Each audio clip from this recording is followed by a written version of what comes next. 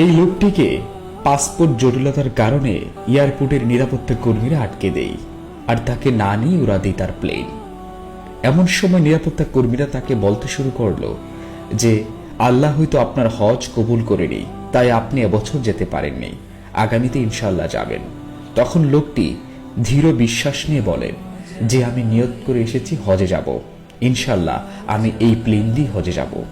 ঠিক তার কিছুক্ষণ পরে ঘটে এক মিরাক্কেল ঘটনা। প্লেন থেকে খবর আসে যে যান্ত্রিক সমস্যার কারণে প্লেনটি দ্রুত অবতরণ করতে হবে এয়ারপোর্টে। প্লেন আবারও নিচে নামলো এবং তার যান্ত্রিক ত্রুটি সমস্যা সমাধান করলো, কিন্তু পাইলট তাকে না নিয়ে আবার উড়াল দিল।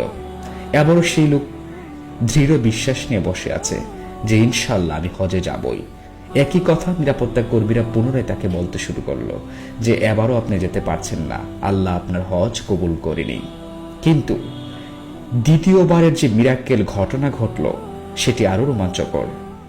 প্লেন আবহাওয়াজনিত কারণে আকাশে উঠতে পারছে না, জরুরি অবতরণ করতে হলো এয়ারপোর্টে। এবং প্লেন অবতরণ করার পরপরই ক্যাপ্টেন প্লেন থেকে নেমে এসে বলল যে আমি এই হজ যাত্রী ছাড়া আর প্লেন ছাড়ব না।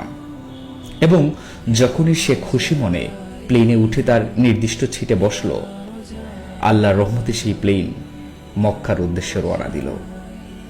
আল্লাহ সুবহানাহু ওয়া তাআলা প্রতি মুহূর্তে যে আমাদের সবকিছু দেখেন, বুঝেন, আজকের এই আধুনিক বিশ্বে এসে এটাই তার বাস্তব প্রমাণ।